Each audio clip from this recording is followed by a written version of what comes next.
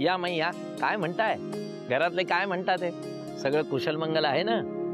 हा, हे मात्र महत्वाचं आहे बरं. अर्थात तू असशीलच, त्याच्यामुळे घरावर काय आपत्ती येऊ शकते?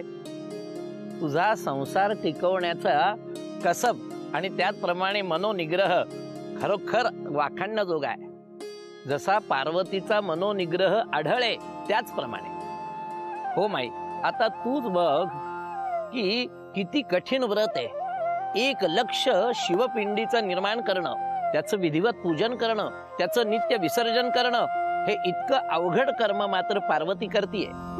आणि हे काही दिवसांपुरतं मर्यादित नाहीये.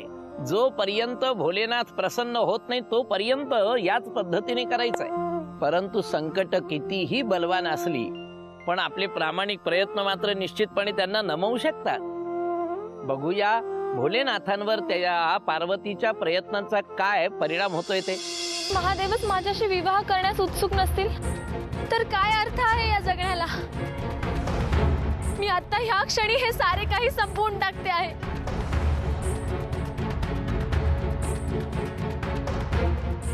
ओम अग्नेय नमः.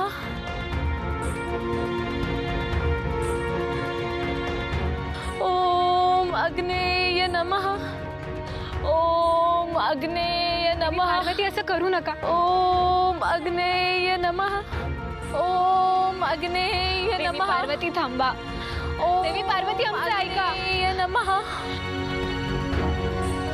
देवी सती यांच्याप्रमाणे मी देखील स्वतःला अग्नीमध्ये सामावून घेते आहे. त्यांच्याप्रमाणे वैवाहिक आयुष्य नसले तरी मृत्यू तरी तसा लाभावा. महादेव माझ्याशी विवाह करू इच्छित नाही, त्यामुळे माझ्यासाठी हे सारे जीवन फोल ठरत आहे. तेव्हा हे अग्नी, मला तुझ्यामध्ये सामावून घे, मला भस्म कर आणि माझी राख महादेवांच्या चरणी अर्पण कर. तेवढे तरी पुण्य लाभेल मला. ओम अग्नेय नमः. ओम अग्नेय नमः. ओम अग्नेय नमः.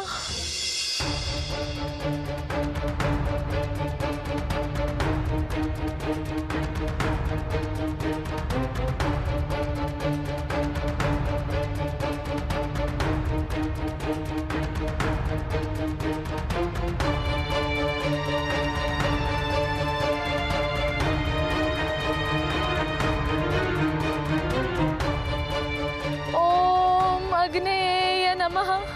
थांबा देवी पार्वती. ओम अग्नेय नमः. ओम अग्नेय नमः. ओम अग्नेय नमः. ओम अग्नेय नमः. ओम अग्नेय नमः.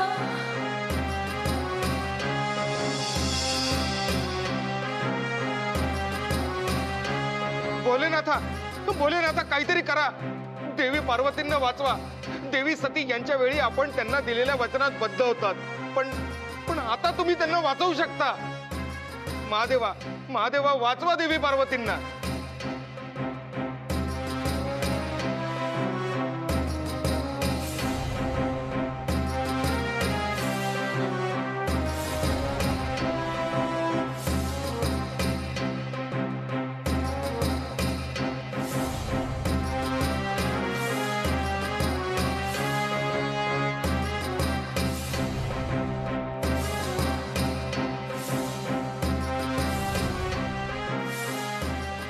महादेवा, महादेवा वाचवा देवी पार्वतींना.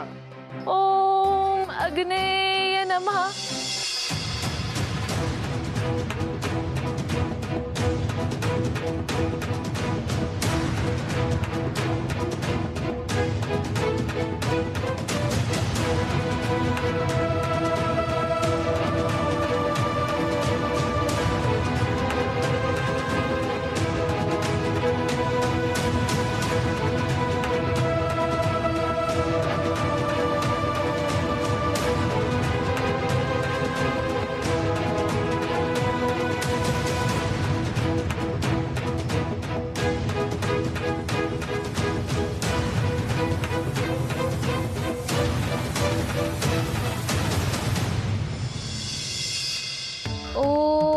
अग्नेय नमः।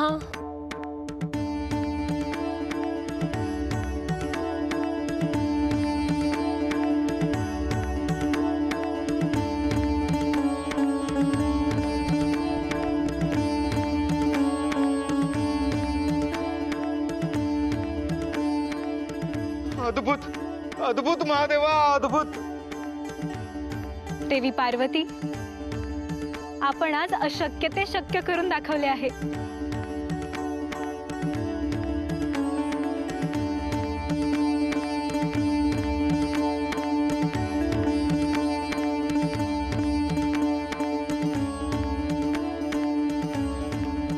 मला काहीच कळत नाहीये, हा अग्नी मला जाळू कसा शकला नाही याचेच मला आश्चर्य वाटते आहे। हीच तर शिवलीला आहे।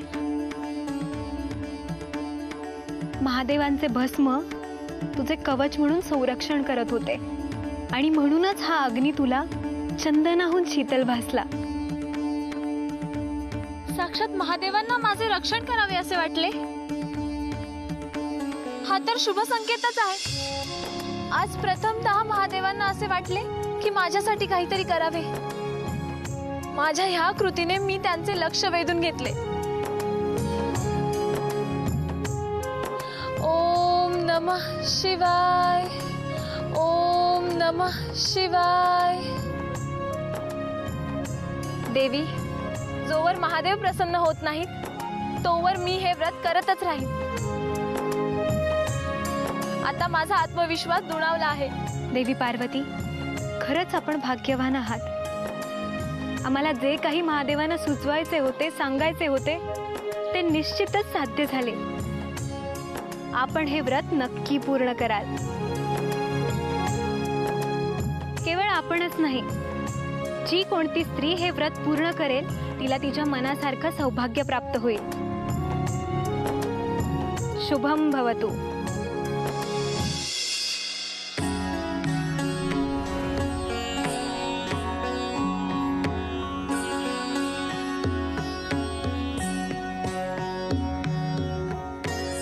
स्वामी,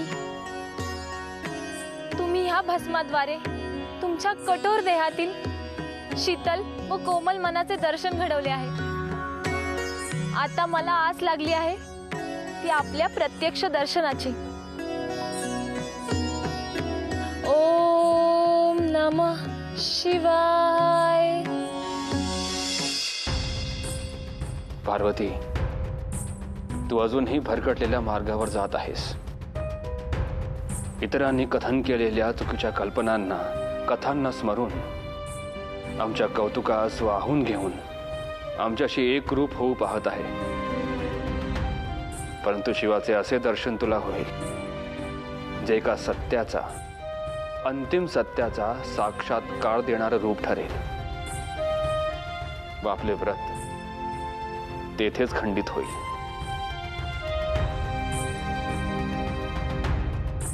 नारायण नारायण नारायण नारायण नारायण नारायण।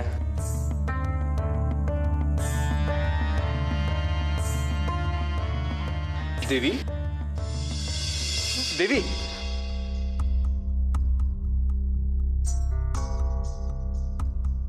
देवी, आपले हे कष्ट माझ्याच्यानं बघवत नाहीत। कष्ट? अहो, आपल्या प्रिय कार्यात कष्ट नव्हे तर आनंद प्राप्ती होत असते। देवी, पाणी आपल्यासाठी मी आणून देत जाईन। आपण केवळ शिवलिंग बनवा। नाही मुनिवर, जे व्रत मला पूर्ण करायचे आहे त्याची सर्व तयारी करणे हे देखील माझेच दायित्व आहे। नारायण नारायण।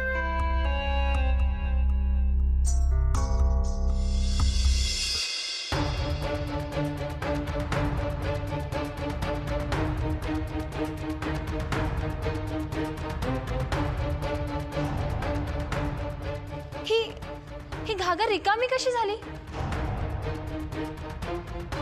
ह्यातले पाणी कुठे गेले?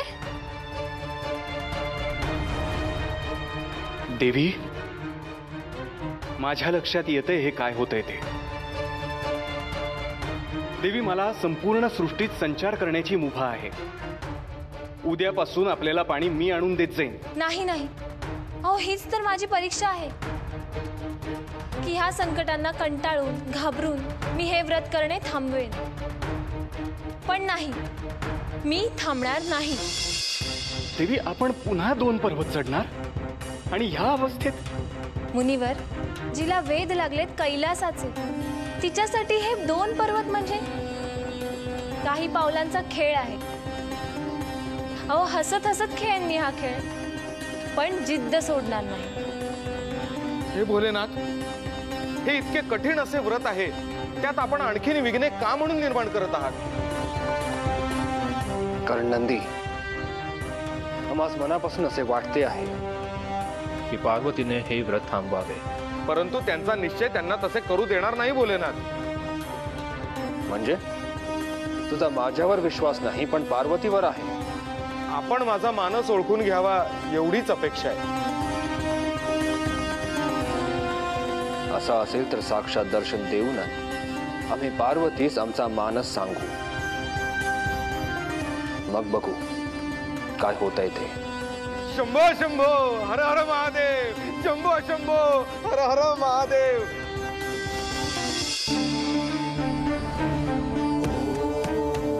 भोलेनाथ, आपण तर पृथ्वी तलावर आलो. अद्भुत अद्भुत. भोलेनाथा, देवी पार्वती आपले व्रत ज्या ठिकाणी पूर्ण करत आहेत त्या जागेचे दर्शन मला घ्यायचेच होते. शंभो शंभो हर हर महादेव, शंभो शंभो हर हर महादेव. तेव्हा मी आपले आभार कसे मानू तेच कळत नाहीये. भोलेनाथ, आपल्याला ज्ञात असेलच देवी पार्वती हे व्रत पूर्ण करण्यासाठी किती कष्ट सोसत आहेत. दररोज 2 पर्वत चालत जाऊन पाणी घेऊन येतात आणि 1 लक्ष शिवलिंग निर्माण करतायत. नंदी, हे सर्व आम्हाला ज्ञात असून देखील पुन्हा याचा उच्चारण आमच्या समोर करून काय सुचवायचं आहे तुला?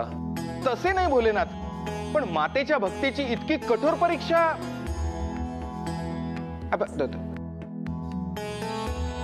पार्वती माता कुठे दिसत नाहीये. कुठे बरं गेली असेल? ओम नमः शिवाय.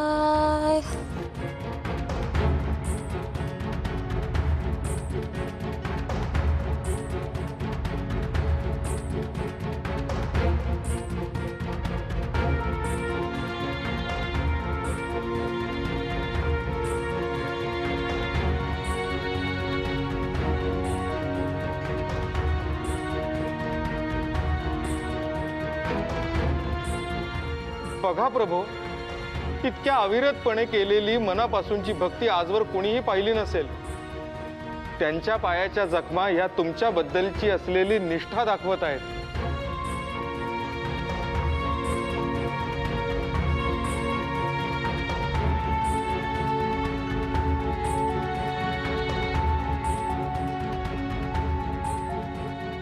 भोलेनाथ, दुःख हा 2 जीवांना जोडणारा सर्वात जवळचा मार्ग आहे असं म्हणतात. मातेच्या पायांच्या जखमांचा त्रास त्यांच्या चेहऱ्यावर न दिसता तो मज तुमच्या चेहऱ्यावर दिसतोय. क्षमा असावी भोलेनाथ, पण मनातले विचार आपल्या समक्ष मांडले.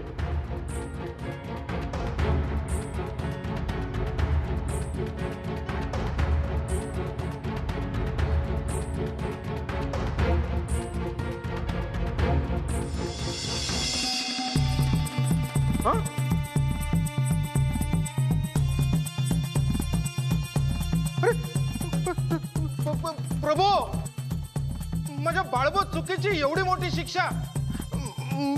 मला माझ्या मूळ रूपात आणा. मी पुन्हा अशी चूक नाही करणार. शांत हो नंदी, ही तुला शिक्षा नसून पार्वतीची सत्व परीक्षा आहे.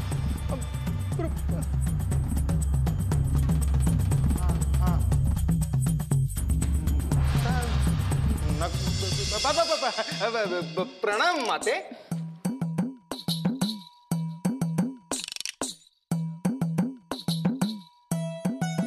प्रणाम. कोण आपण? आपण या घनदाट वनात कसे? आणि त्या ऋषी मुनींना काय होते आहे?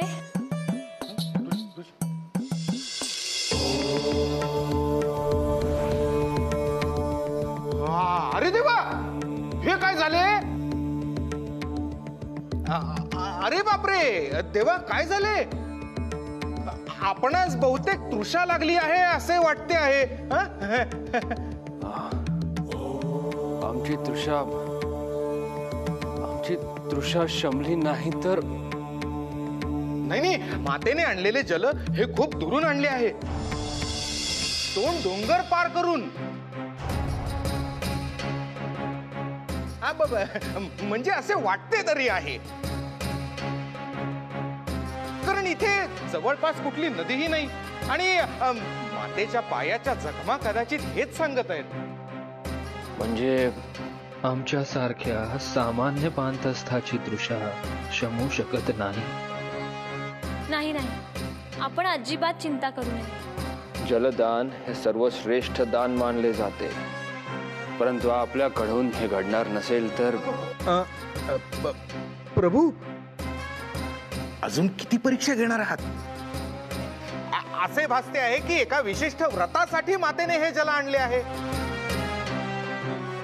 पण आपण ते प्राशन केले तर मातेला पुन्हा 2 डोंगर. नाही, आपण त्याची चिंता करू नये. एक मनुष्य म्हणून दुसऱ्या मनुष्याची तृषा भागवणे हे माझे प्रथम कर्तव्य आहे.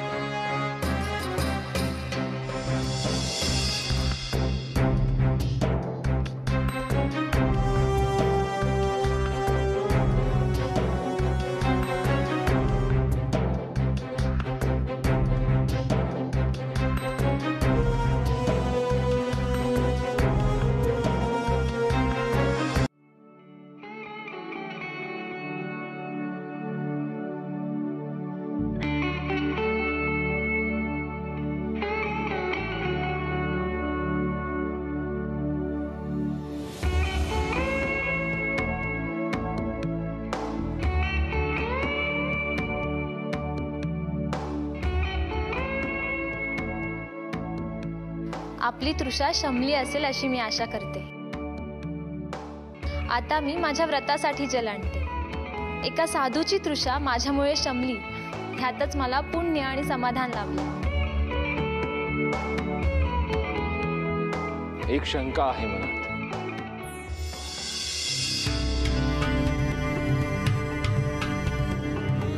आपण हे कोणते व्रत करीत आहात?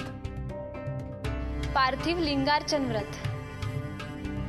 साक्षात महादेवांना प्रसन्न करण्यासाठी करावयाचे हे व्रत आहे.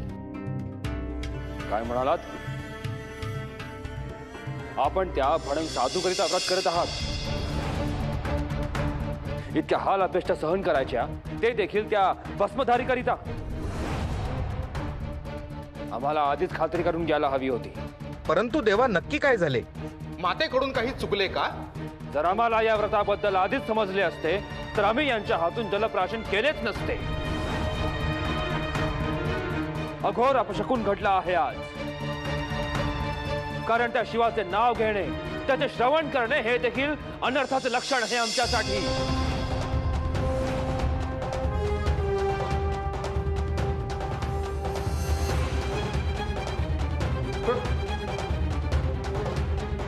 देवा,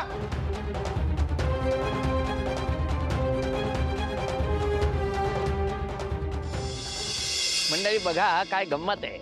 फिरून फिरून पुन्हा गोष्ट एकाच ठिकाणी येऊन थांबते आणि ती एका विशिष्ट तिथीला. बघा, या ब्रह्मदेवांनी देखील या संपूर्ण सृष्टीची रचना केली ना, ती देखील याच दिवशी म्हणजे गुढीपाडव्याला.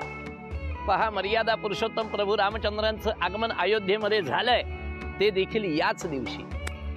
आणि शिव पार्वतीच्या विवाहाची निश्चिती होणार तो देखील उत्तम आणि पवित्र दिवस, तो सुद्धा गुढीपाडव्याचा. पहा, पण पार्वतीची माता मैनावतीला जेव्हा ही गोष्ट लक्षात येईल ना की पार्वतीचे होणारे पती हे दुसरे तिसरे कोणीही नसून ते महादेव आहेत, आणि त्यावेळेला मैनावतीचा क्रोध अनावर होईल यात शंकाच नाहीये. पाहूया आपण पुढील भागामध्ये. पण तोपर्यंत उतू नको, मातू नको, घेतला वसा टाकू नको.